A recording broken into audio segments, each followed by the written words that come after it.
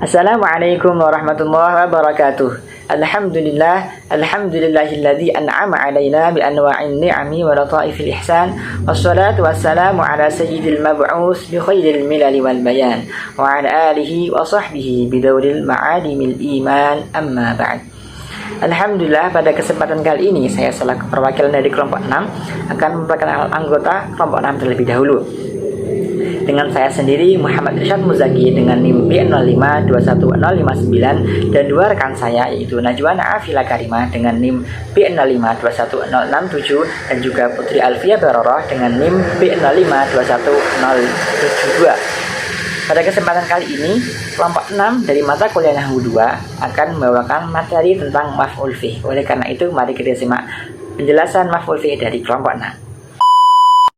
Baik, di sini saya akan menjelaskan tentang pengertian dari maf'ul fih.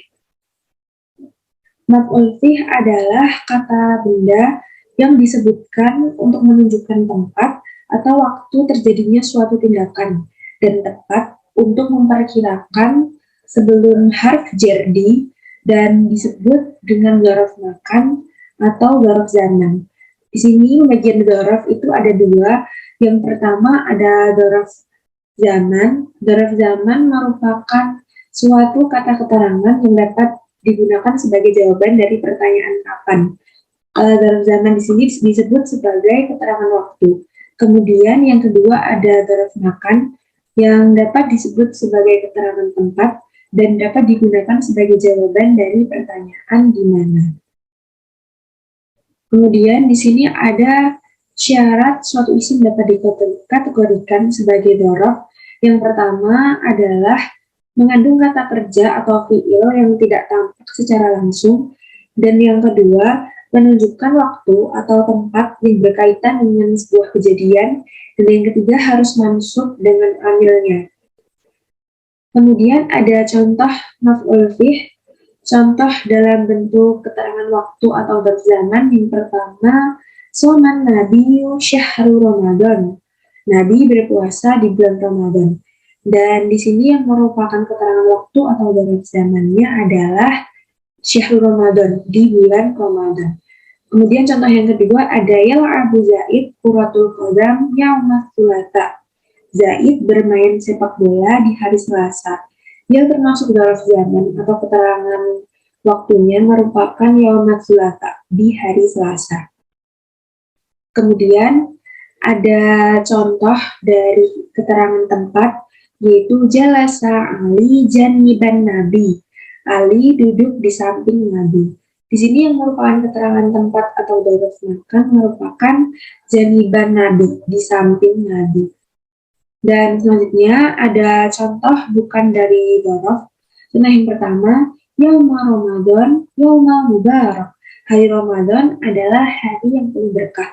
Walaupun di sini ada hari Ramadan atau Yauma Ramadan yang dibukan sebagai mubtada, tetapi ini bukan termasuk dalam dzaraf.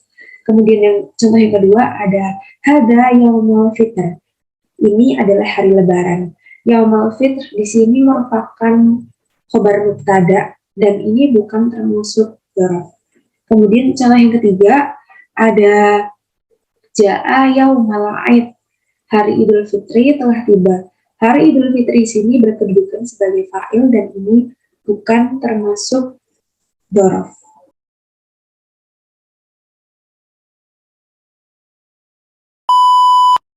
Selanjutnya adalah al-bunyah. Al-bunyah sendiri merupakan sebuah susunan atau bangunan bentuk kalimat tersebut. Nah, dalam konteks kali ini maf'ul fih itu dibagi menjadi dua, yaitu dari segi penggunaan atau i'rabnya dan juga dari segi maknanya. Dari kedua tersebut masih dibagi kembali dari segi penggunaan atau i'rabnya itu menjadi dua, yaitu mutasarrif atau mu'rab, kemudian ghairu mutasarrif atau mabni. Nah, dari segi maknanya juga dibagi menjadi dua, ada mubham dan juga mukhtas. Mubham ada dua, yaitu mubham zaman dan juga mubham makan, kemudian mukhtas zaman dan juga mukhtas makan. Nah, contoh dari segi dilihat dari segi mutasarrif atau mu'rabnya seperti contoh kalimat ji'tu sobahan. Kata sobahan di sini merupakan kata mu'rab yang mana dapat berubah-ubah sesuai bentuk atau keadaan yang ada dalam kata subhan tersebut. Contoh kata-kata yang lain ada sa'atun, yaumun, lailun, sanah, usbu'un. Nah, kata-kata tersebut yang biasa digunakan sebagai maf'ul fi, mubtada atau khabar atau lainnya. Nah, kemudian dilihat dari segi ghairu mutasharrif atau mabni. Nah, seperti contohnya adalah kuntu aqra'ul Qur'an ba'dal maghribi.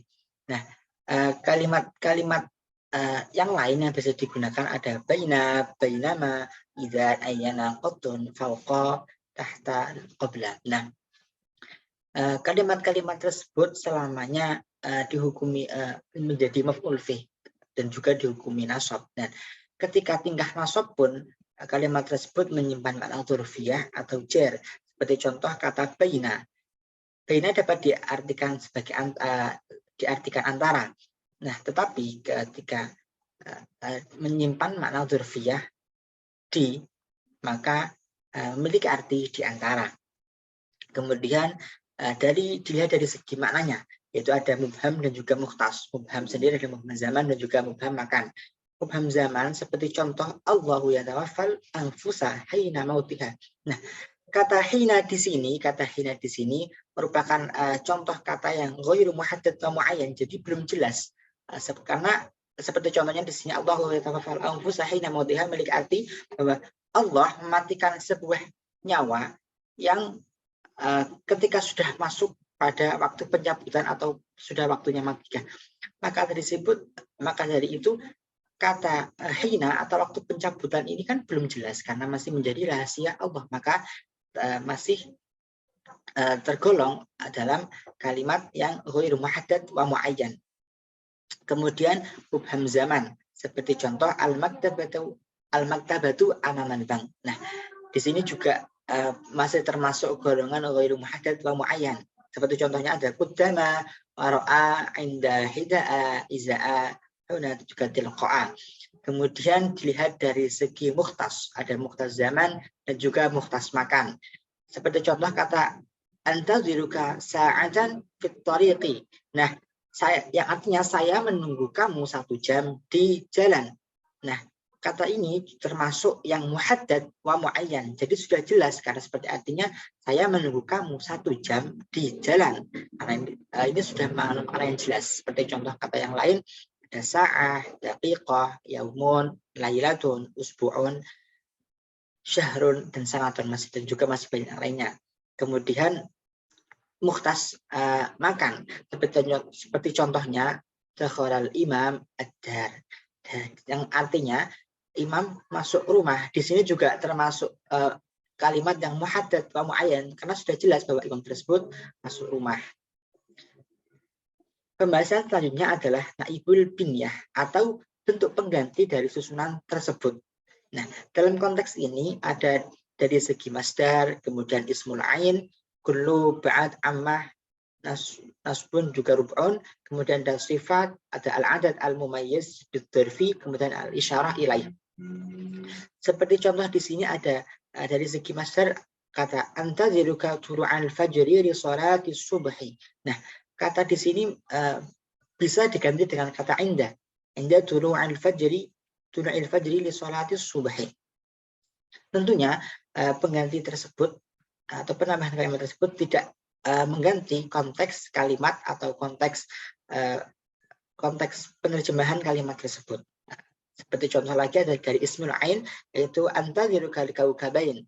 Di sini juga bisa diganti dengan waktu zuhri al-kaukabain karena masih kalimat tersebut masih dalam pembahasan ruang lingkup yang sama. Kaitan fi'il dan maf'ul fi. Satu, ditinjau dari segi aturan nahwu.